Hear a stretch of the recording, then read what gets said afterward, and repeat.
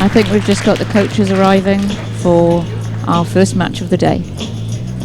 And our first match is a new one that we have not presented for you on Archery TV. It is the visually impaired division. We're excited to have these athletes here as they enter the field. The first athlete to come on is Roger Rees-Evans from Britain. This is the VI1 division. This is the division that is the most severely disabled division. Rules of classification are based on their differing levels of acuity. In addition to this class being essentially blind, not having any discernible vision, they must also include blackout, sunglasses, or a blindfold. A blindfold of some kind. Entering the field now is Janice Walth from Team USA. It just takes a little while for these athletes to set up. They have a jig or tactile sight that they use in order to sight in on the target. And differently from the other matches that you will see after we finish the VI divisions today, is these athletes will have two ends of 3-sider arrows each, because their setup is and can be different from the practice field, which is just behind us here. So this is the first of three practice arrows, and they will shoot simultaneously. Once we start the matches, they will shoot alternating format. So as you're watching from your tablets, your computers, your devices, hopefully you will see that what was on the field of play before the athletes arrived was a tripod just in front of the shooting line, and on that tripod is a sight, a tactile sight that the archer places. These two archers are using they connect with it through the back of their hand. And the sight's only allowed to have a single point touching the back of the hand as well, so it's not very much in contact with them, but it really helps them to aim in a very efficient way. Very much so. And the other thing that you will see with these two athletes is they have an assistant. In previous categories, you've seen the W1s were the only class that was allowed an assistant. And in the case of the VI athletes, their assistant gets to let them know where their arrow has landed on the target. That's that input that the sighted archers have. And then will also can help them make sight adjustments by moving their setup either on the ground or directly moving their sight pin. It moves just like it's like a recurve sight, and in some cases it may incorporate a sight pin, although the archers don't see it, but they do feel it. So if you're an archer and know how a sight pin moves up or down for highs and lows and lefts and rights for windage, Janice is having a bit of a trial finding the target this time, but I think she did that last one. Well, I'm sure they'll get the adjustment right in the next practice end. And Roger connected with at least two of his shots. So, like we said, this is a learning experience for everyone here with the VI archery, both with event management and judges and the athletes and the people that support them.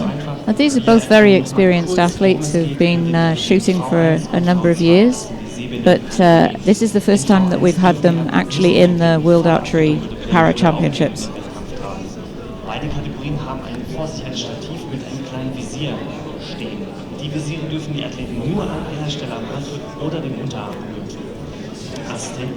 I've been able to work with Janice as a coach-athlete relationship, and have enjoyed that tremendously. She's a very competitive lady. In fact, we're almost on two sides here, because my very first archery club, Roger from Great Britain, was in my archery club when I joined it when I first started shooting. Well, you've known each other for a long time then. All right, last practice round for 3 arrows for these athletes.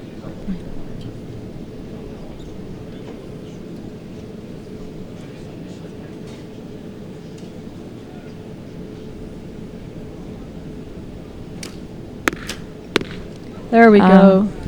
Yeah, that's good good to solid see. shots from both athletes. Janice's assistant up there making some adjustments with her sight. The other thing that's interesting with the VI divisions is that the athletes may choose to shoot either a compound or a recurve, but they shoot recurve format. So when we start this match, it'll be a set system scoring. Janice is getting dialed in now. Yeah, she sure is.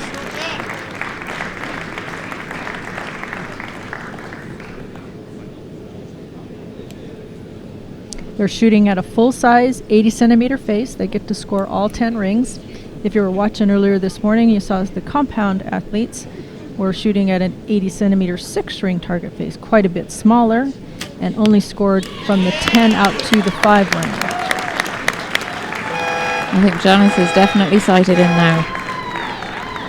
And the crowd is sharing their appreciation of Janice's zeroing in or dialing in on things. I think we've got a really good crowd here today. Looks like we've got a couple hundred people in the stands, both athletes from other teams. The USA certainly represented, GBR there, but quite a bit of the local community has come out all week to support this event. One of the members of the volunteer crowd from locally has said to me that they think this is going to be the biggest championship in 20 years they've seen in this area. Oh, that's wonderful. And I understand that in 2 weeks' time there's a World Championship equestrian event happening on these very same grounds. Yes, I think so. But I think they're finding the archery more exciting, which is great.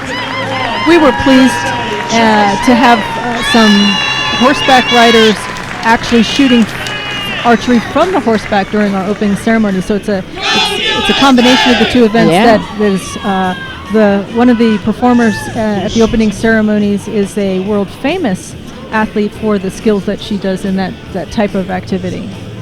Now you've told me something I didn't know. Archery from horseback, something like that. I don't remember the technical name, but no. So the clocks are running. Janice is the highest ranked archer coming in from the qualification rounds, and she has chosen to shoot first. The little dot at the bottom right-hand corner of her timing clock indicates that she will be starting the match.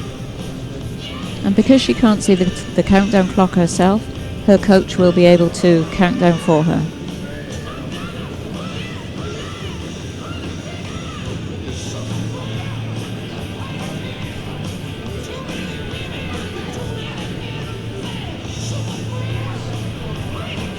So, ladies and gentlemen, just to explain, the visually impaired athletes are those with little or no vision. They're split into two categories.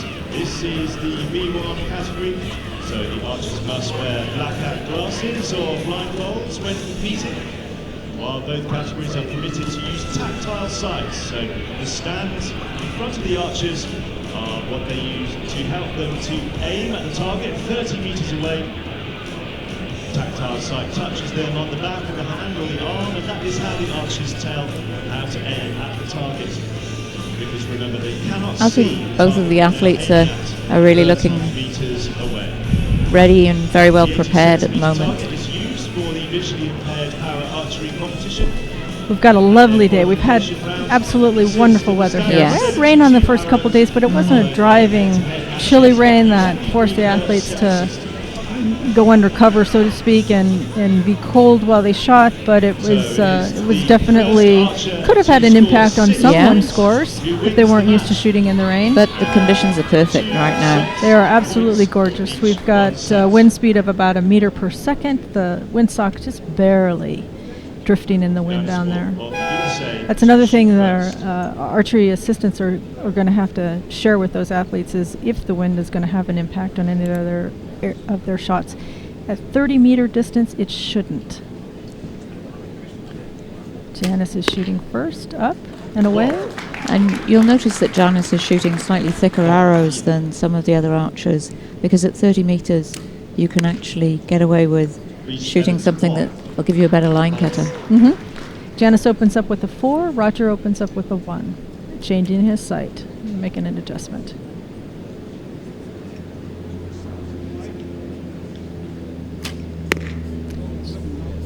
Pretty quick shot for Janice. Both arrows are low. No. That last one was a miss, just outside of the one ring.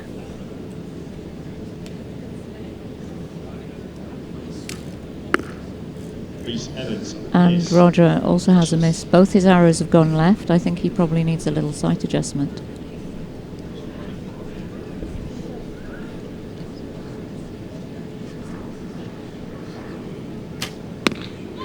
Nice shot. Excellent. An 8 for Janice. Very nice. Could have been opening round jitters on those first 2 arrows. Rees-Evans Roger still shooting left with another miss. after the I'm first sure his set, assistant Janice will Walth take a look at his sight. is All right, lead. so in the She set has system 2 set scoring, points to 0. The archer who wins that set earns 2 points. Janice now is 2 points up on Roger by virtue of taking the first set. When we restart the match, the archer with the lowest accumulative set points will start the shooting. If the athletes are tied with set points, it goes back to the rotation that started the match, and in that case this would be Janice. So the judges and the archer agents at the target have come out to verify what we have seen through the spotter down here at the back behind the athletes under event control area. And the scoring judge is on the radio confirming, I believe, that the scores are exactly what we anticipated they were. And you may have seen one of the coaches actually drawing on the target face. They mark the position of the arrows so that if an arrow should hit the target and bounce out, then they know where that arrow what that arrow would have scored. The line judge has indicated that the downrange is clear, and the 10-second ready clock has been given to Roger as he loads his bow and gets ready for the whistle that will start the timing sequence. There it goes. He's got 20 seconds to shoot.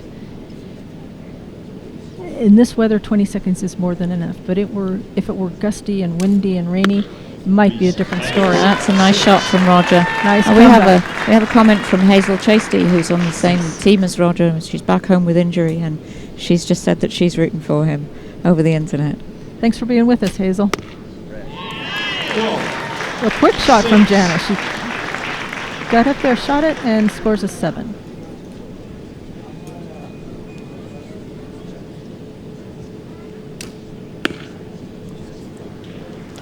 Roger's a little low in the 4.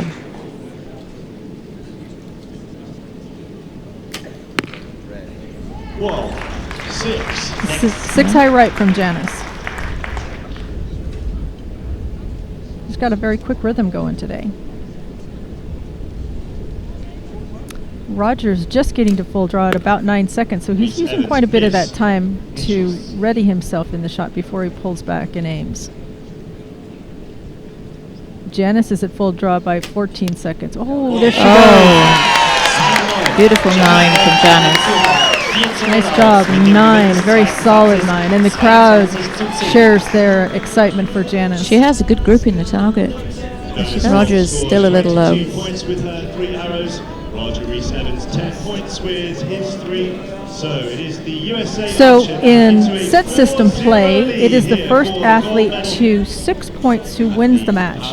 Right now, Janice is leading this match 4-2. If she were to be successful on the third end, that would be it, and we would have a gold medalist. Roger still has 3 ends where he can come back and challenge Janice for the right to call themselves a world champion. If we get to a tie, Then we have to go situation? into a shoot-off. shoot-offs are exciting. Even for some of us archery people who have been around for quite a number of years. It is a sudden death. Yes. Single arrow closest to the center who wins those shoot-offs. It's a very nervous time for an archer to be involved in that situation. You've got to practice those, but there's still not much you can do in practice that equates the the nervous energy No. you may feel while you're on the shooting line in you this can scenario. never replicate it.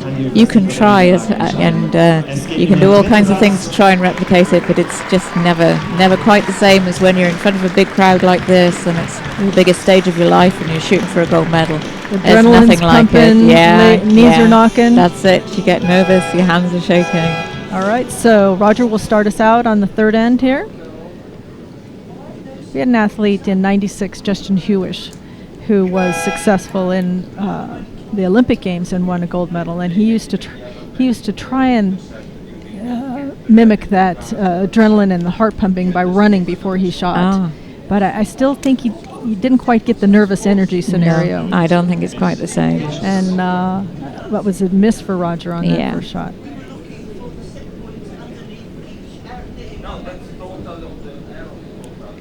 Janice is up. Her shot's looking very solid today. And she gets a 7. It's beautiful. Nicely done.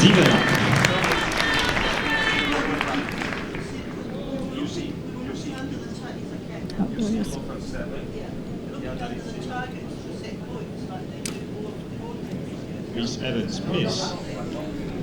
Hinschuss. And another miss for Roger. Not having a good end this end. No. Janice. Nice. 6. She's kind of favoring the right-hand side of the target. She's definitely not losing anything by favoring the right-hand side of the target. No. There. Rees-Evans miss. Another hit by Roger, but outside the scoring arrow zone. So 3 misses for Roger. And we can't know with Roger. Oh. Well. She scores a 3, which is enough to take the third set. And 6 points. So we have a new world champion, Janice Walth, in the VI1 division. And I think Roger will be very proud to have been here and competed in the first World Championships and got to the final. Today just wasn't his day, and sometimes that's just the way it goes. We've seen this morning already some of the staid competitors in the para divisions be upset. I think our last match we had of the morning, the compound men's division, the open division, where Simonelli was beat out by Lee. Yes. I might classify that as an upset of sorts. Yeah, I He's think fairly new to the... He is, and I think Simonelli is one of these people. He's been around a long time. He's been world champion before, and I think everybody probably expected him to win, but they both shot well, but on the day it wasn't Simonelli's day. As Janice waving at the crowd, obviously all the rest of her team cheering her on. I think that's fantastic. It's been absolutely great to see the visually impaired archers here, and they just fit right into the team, I think. They do.